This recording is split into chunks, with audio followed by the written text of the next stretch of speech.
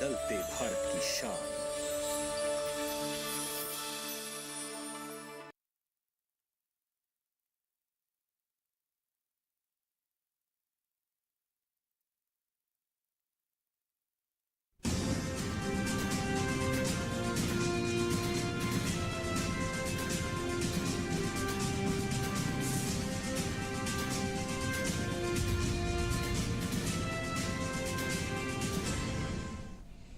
नमस्कार, किसान समाचार में आपका स्वागत है। मैं हूं साइमा खान। सबसे पहले नजर हेडलाइंस पर। केंद्र सरकार ने राष्ट्रीय हल्दी बोर्ड के गठन को किया अधिसूचित। हल्दी के बारे में जागरूकता, खपत और निर्यात बढ़ाने के साथ ही अंतर्राष्ट्रीय स्तर पर नए बाजार होंगे विकसित। हल्दी का निर्यात बढ़कर $1 बिलियन तक पहुंचने की उम्मीद। तेलंगाना आंध्रा के बीच जल विवाद के समाधान पर भी लिया गया फैसला। केंद्रीय मंत्री पुरुषोत्तम रुपाला ने मत्स्य पालन, पशुपालन और डेयरी मंत्रालय द्वारा आयोजित विश्व पशु दिवस कार्यक्रम में लिया हिस्सा। कहा कि पशु समाज के लिए मूल्यवान, पारिस्थितिकी तंत्र को करते हैं संतुलित। हमें जानवरों के साथ परंपरा को जोड़ने और पारंपरिक प्रथाओं को सामने लाने के लिए करना होगा काम।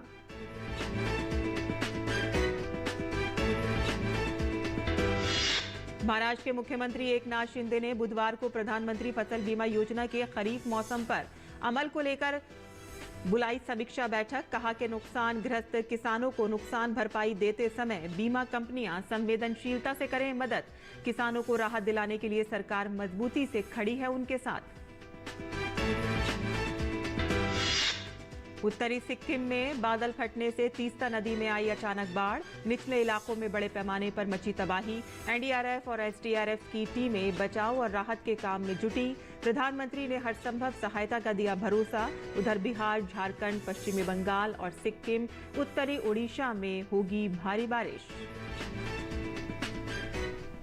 और अब समाचार विस्तार से। पीएम मोदी की अध्यक्षता में बुधवार को हुई कैबिनेट की बैठक में अहम मुद्दों पर फैसले लिए गए। कैबिनेट ने सेंट्रल टर्मिक बोर्ड बनाने को भी मंजूरी दे दी है। कैबिनेट ने कृष्णा जल विवाद न्यायाधिकरण 2 को भी मंजूरी दे दी है। देखते हैं हमारी ये रिपोर्ट। पीएम मोदी की अध्यक्षता में हुई कैबिनेट की बैठक में तेलंगाना से जुड़े अहम मुद्दों पर फैसले लिए गए हैं।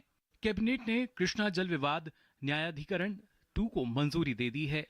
कैबिनेट ने तेलंगाना और आंध्र प्रदेश राज्यों के बीच निर्णय के लिए अंतर्राज्य नदी जल विवाद अधिनियम 1956 के तहत कृष्णा जल विवाद न्यायाधिकरण द्वितीय के संदर्भ की शर्तों को मंजूरी दे दी है। नीलू निधुलु नियामकालु, ये 3 डिमांड्स के ऊपर संघर्ष चला था। इसमें सबसे पहला डिमांड पानी का ही था। इसलिए आज जो तेलंगाना सरकार सुप्रीम कोर्ट से याचिका वापस लिया है, इसीलिए केंद्र सरकार को अभी इस Krishna water tribunal dispute tribunal का 2 के अंदर टर्म्स ऑफ रेफरेंस के अंदर जो भी समस्या हल करने का निर्णय का आज कैबिनेट अप्रूवल मिला है। मैं इसी विषय पर भी आदरणीय प्रधानमंत्री जी को हृदय से तेलंगाना के किसान की ओर से, तेलंगाना के जनता की ओर से मैं धन्यवाद देना चाहता हूं।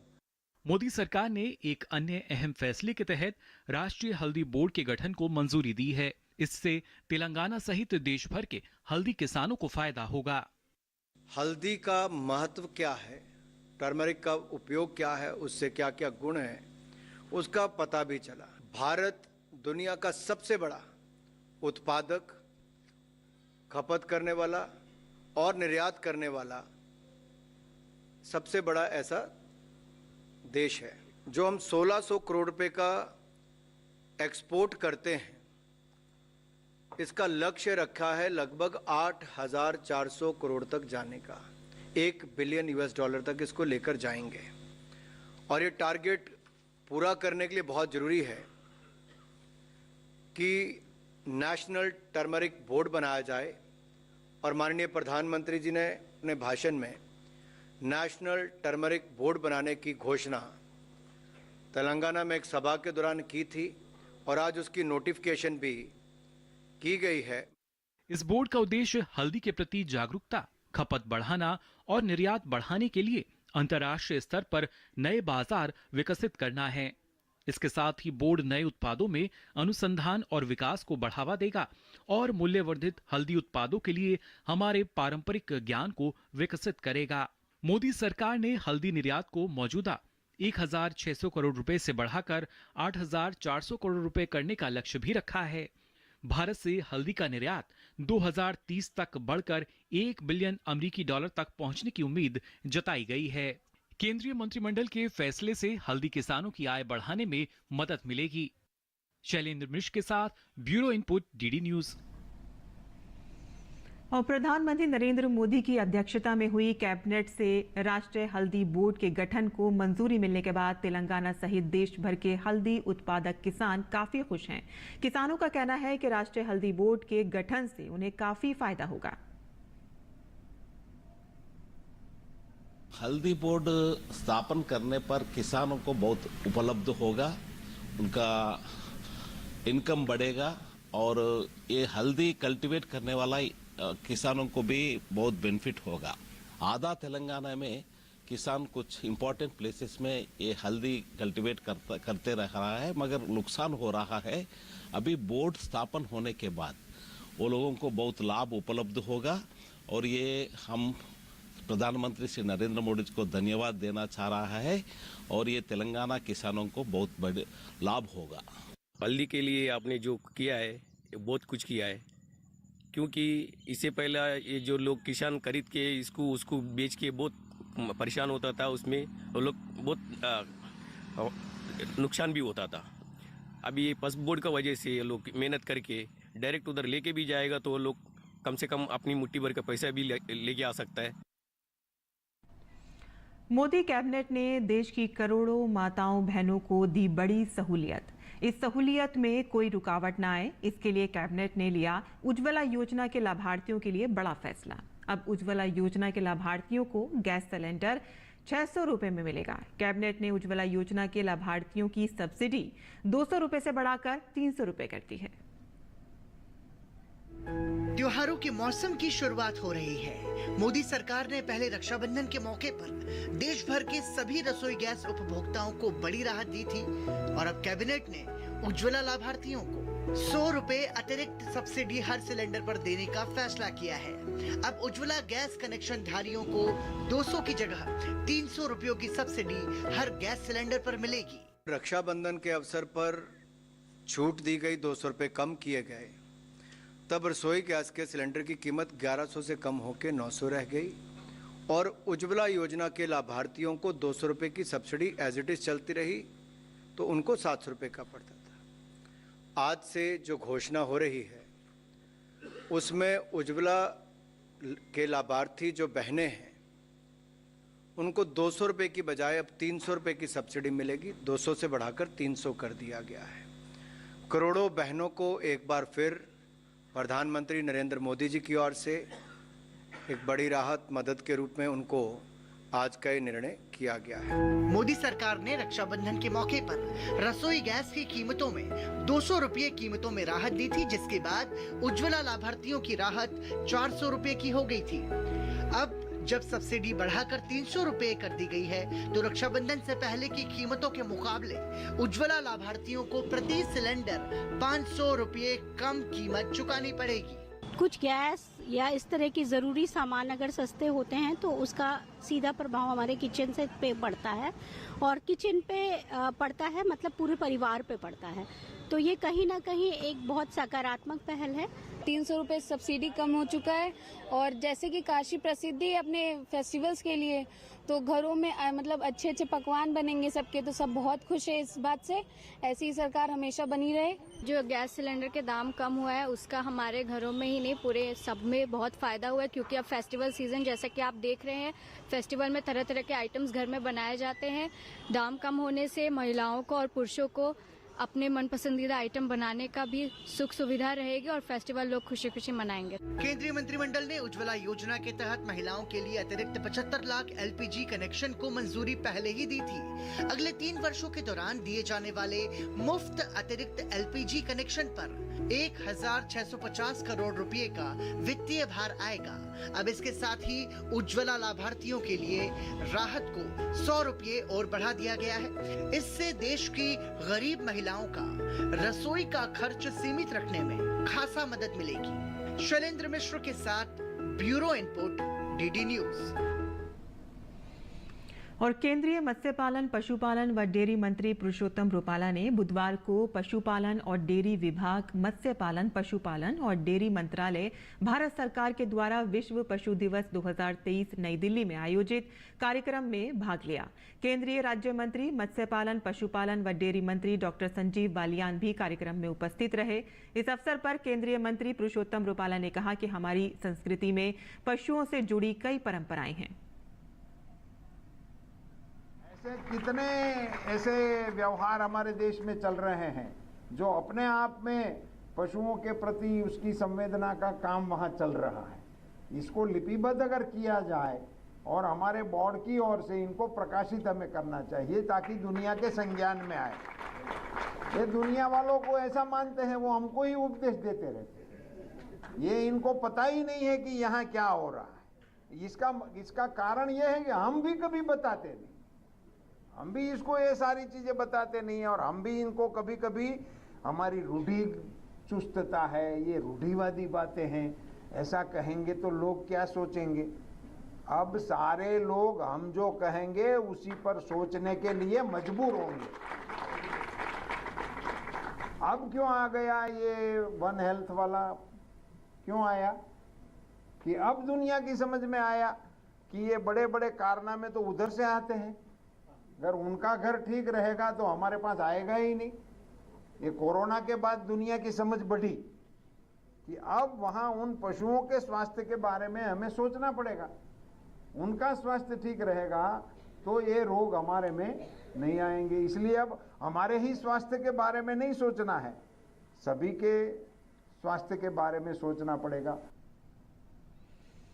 और केंद्रीय राज्य मंत्री डॉक्टर संजीव बालियान ने कहा कि कुछ संस्थाएं पशुओं के लिए बहुत अच्छा काम कर रही हैं, लेकिन 9.5 साल में मैं देख रहा हूं कि धरातल पर कुछ ज्यादा काम नहीं हो रहा है। शायद गांव तक हम इन कामों को नहीं ले जा पा रहे हैं।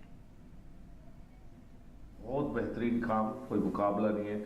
कुछ गौशाले इतनी अच्छी चल रही हैं, इतने अलग अलग तरह के प्रोडक्ट बन रहे हैं कि उनका कोई कहा नहीं जा सकता, लेकिन स्केल अप नहीं हो पा रहा है।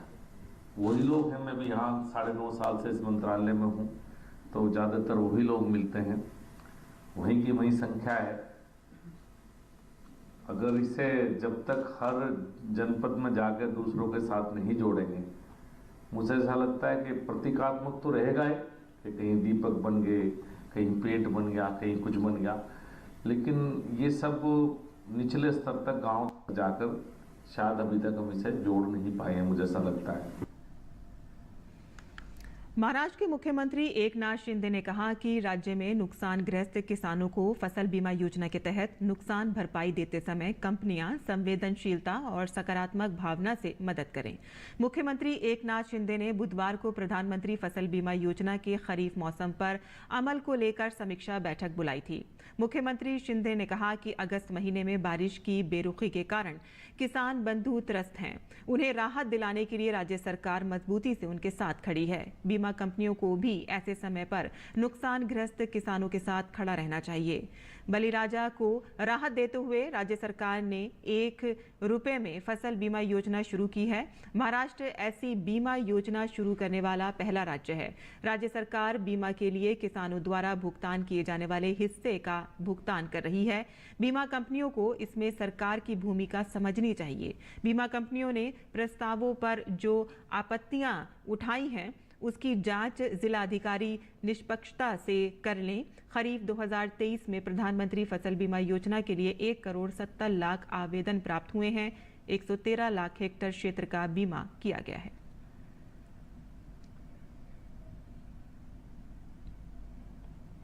सिक्किम में उत्तर में प्रकृति ने भयंकर कहर बरपाया है। उत्तरी सिक्किम में बादल फटने की वजह से तीस्ता नदी में बाढ़ आ गई है। नदी का जलस्तर कुछ ही मिनट में कई फीट ऊपर चला गया। बादल फटने के बाद बाढ़ आने से 14 लोगों की मौत हो गई, जबकि 102 लोग अभी भी लापता हैं और 26 लोग जख्मी हैं। बाढ़ से राज्य में 22,000 से अधिक लोग प्रभावित हुए हैं। इस दौरान करीब 2,000 लोगों को बचा लिया गया है। बताया जा रहा है कि उत्तरी सिक्किम में लनहुनक झील के ऊपर अचानक बादल फटने से तीस्ता नदी में बाढ़ आ गई, जिसके बाद एक बांध का पानी छोड़े जाने पर नदी का जलस्तर और बढ़ गया और इसके बाद कई इलाकों में पानी भर गया और कई पुल और सड़कें बह गईं। राहत और बचाव का काम जोरों पर है।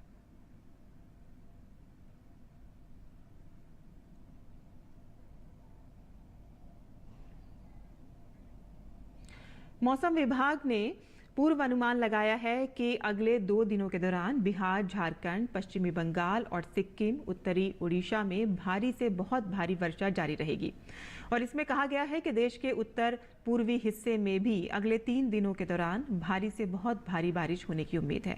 और ये भी कहा गया है कि दक्षिण पश्चिम मानसून उत्तराखंड के कुछ और हिस्सों, पश्चिमी उत्तर प्रदेश और पश्चिमी मध्य प्रदेश के कुछ हिस्सों, राजस्थान के बाकी हिस्सों और गुजरात के कुछ हिस्सों से वापस चला गया है।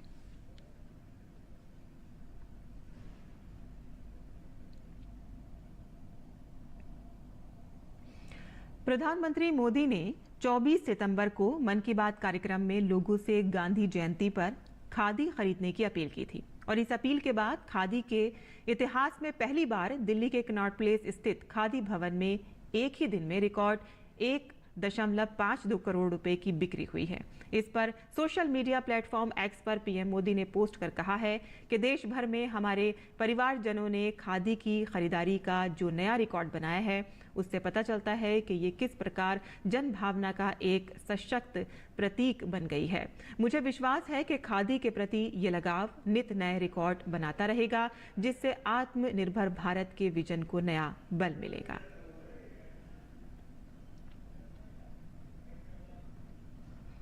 और किसान समाचार में अब बात करते हैं मंडी भाव की और आइए देखते हैं कि क्या रहा देश भर की मंडियों का भाव।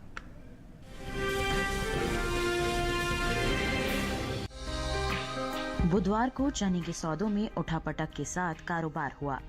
गुजरात की जैतपुर और कर्नाटक की नरगुंडा मंडी में चने के सौदों में तेजी आई, जबकि गुजरात की राजकोट और दाहोद मंडी में इस दौरान चने के भाव में नरमी के साथ कारोबार हुआ। बात इसकी आवक की करें तो इन दिनों ज्यादातर कृषि उपज मंडियों में चने की आवक सामान्य बनी हुई है। गुजरात और उत्तर प्रदेश सहित दूसरे राज्यों की मंडियों में 4 अक्टूबर को चना बिकवाली के लिए पहुंचा। भाव पर नजर डालें तो एगमार्क नेट के मुताबिक गुजरात की राजकोट मंडी में 3 अक्टूबर को चने का भाव रहा 5,875 रुपए। 4 अक्टूबर को इसके भाव में 25 रुपए की गिरावट आई और भाव 5,850 रुपए पर आ गया। इसी तरह ही राज्य की दाहोद मंडी में देसी चने के सौदों में नरमी के साथ कारोबार हुआ। यहां 3 अक्टूबर को चने का भाव था 5,900 रुपए। 4 अक्टूबर को इसके सौदे 40 रुपए लुढ़ककर 5,860 रुपए पर हुए, जबकि जैतपुर मंडी में 3 अक्टूबर को चने का भाव रहा 5,875 रुपए। 4 अक्टूबर को इसके भाव में 25 रुपए की तेजी आई और भाव हो गया 5,900 रुपए प्रति क्विंटल। कर्नाटक की नरगुंडा मंडी में 3 अक्टूबर को चने का भाव था 6,000 रुपए। 4 अक्टूबर को इसके सौदों में 50 रुपए का उठाव आया और भाव 6,050 रुपए पर जा पहुंचा। उत्तर प्रदेश की मंडियों में चने के भाव की बात करें तो यहां बुधवार को गोरखपुर मंडी में देसी चने का भाव रहा 6,100 रुपए। मेरठ मंडी में भाव रहा 6,970 रुपए। अलीगढ़ मंडी में देसी चना 6,520 रुपए पर बिका, जबकि राज्य की ही पीलीभीत मंडी में इस दौरान देसी चने के सौदे 5,895 रुपए पर हुए। घरेलू स्तर पर इस साल कुल दलहन की पैदावार अच्छी होने का अनुमान जताया गया है। कृषि मंत्रालय के तीसरे अग्रिम अनुमान के मुताबिक देश में साल 2022-23 के दौरान कुल दलहन की पैदावार 275,04,000 टन होने की उम्मीद है, जो पिछले साल के 273.02 लाख टन के उत्पादन की तुलना में 2.02 लाख टन अधिक है। वहीं बात चने की पैदावार की करें तो साल 2022-23 के दौरान घरेलू स्तर पर रबी चने की पैदावार 135.43 लाख टन होने का अनुमान जताया गया है, जो बीते साल इस दौरान 135.44 लाख टन रही थी।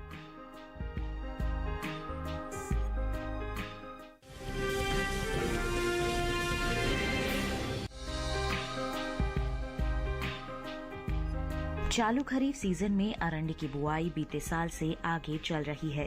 कृषि मंत्रालय के मुताबिक साल 2023 के लिए खरीफ अरंडी की बुआई 22 सितंबर तक 9,47,000 हेक्टेयर में हो चुकी है, जबकि बीते साल इस दौरान अरंडी की बुआई 9,23,000 हेक्टेयर में ही हुई थी। यानी इस साल खरीफ अरंडी की बुआई का रकबा बीते साल के मुकाबले करीब 24,000 हेक्टेयर आगे चल रहा है।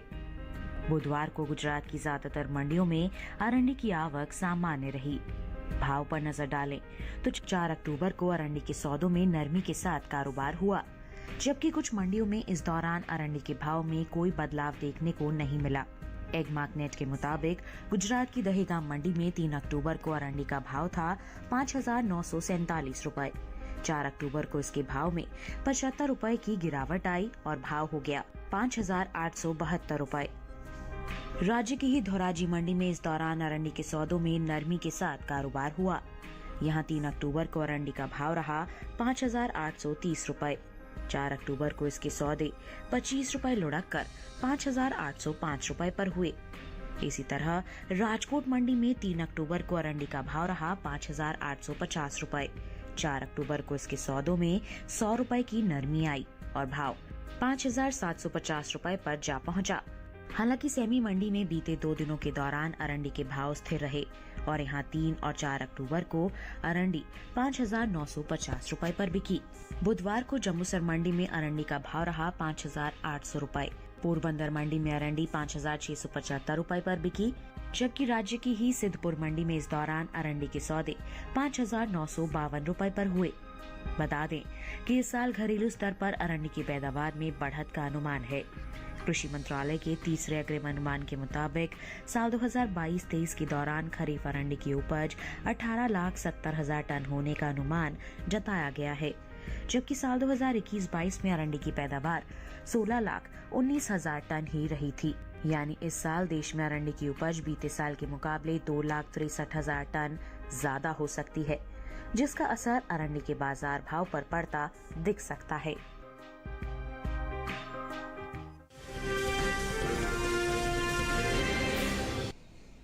और मंडी खबर के बाद अब बात करते हैं मौसमी खेती की। किसान इस मौसम में कैसे रखें अपनी खेती का ख्याल, आइए देखते हैं।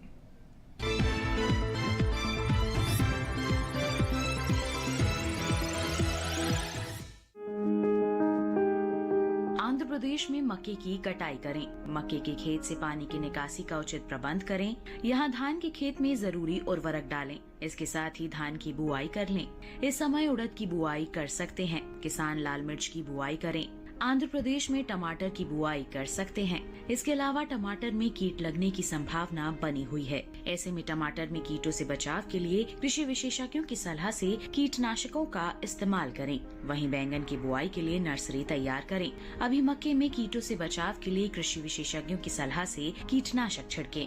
आंध्र प्रदेश में मूंग की बुआई कर सकते हैं। कर्नाटक में ज्वार की बुआई करते रहें। ज्वार के खेत में जरूरी उर्वरक का इस्तेमाल करें। किसान कुसुम की बुआई कर लें। कुसुम के खेत में जरूरी उर्वरक डालें। इसके अलावा गन्ने की रोपाई कर सकते हैं। कर्नाटक में काबुली चने की बुआई कर लें।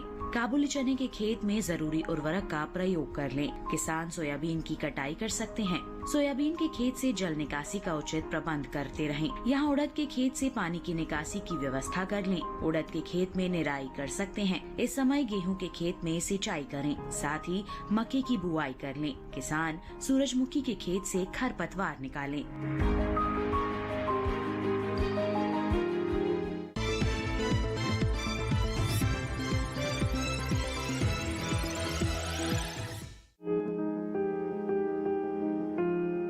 शलजम को वैसे भी सभी तरह की मिट्टी में बोया जा सकता है, लेकिन दोमट मिट्टी सबसे उत्तम होती है। शलजम के खेत से जल निकास की समुचित व्यवस्था जरूरी है। पूसा कंचन, पूसा श्वेता और पंजाब श्वेत, पूसा स्वर्णिमा और स्नोबॉल इसकी प्रमुख किस्में हैं। 1 हेक्टेयर खेत के लिए 3 से 4 किलोग्राम बीज पर्याप्त होता है। शलजम की खेती के लिए खेत को भुरभुरा बना लेना चाहिए। इसके लिए पहली जुताई मिट्टी पलटने वाले हल से करनी चाहिए। इसके बाद 3 से 4 जुताई देसी हल या कल्टीवेटर से करनी चाहिए और पाटा लगा देना चाहिए। शलजम की बुआई कतारों में करें, लेकिन बरसात के मौसम में मेड़ों पर लगाना ज्यादा अच्छा रहेगा। कतार से कतार की दूरी 30 से 45 सेंटीमीटर, जबकि बीच से बीच की दूरी 10 से 15 सेंटीमीटर, आधे से पौन हाथ। बुआई के 8 से 10 दिन बाद पहली सिंचाई करें। उसके बाद जरूरत पड़ने पर 10 से 12 दिन के अंतराल पर पानी देते रहें। बोने के 25 से 30 दिन बाद मिट्टी चढ़ा दें। इसकी 2 से 3 निराई और गुड़ाई करनी पड़ती है। शलजम में व्हाइट रस्ट, सर्कोस्पोरा, पीला रोग, अल्टरनेरिया और पर्ण अंगमारी जैसी बीमारियां हो सकती हैं।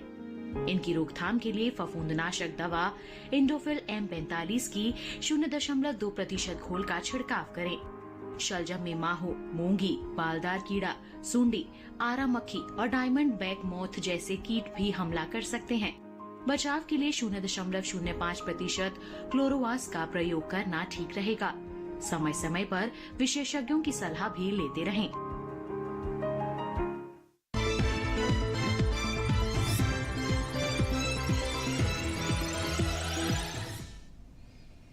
और खेती किसानी से जुड़ी खबरों के बाद आइए अब नजर डालते हैं कुछ और खबरों पर। खास खबर में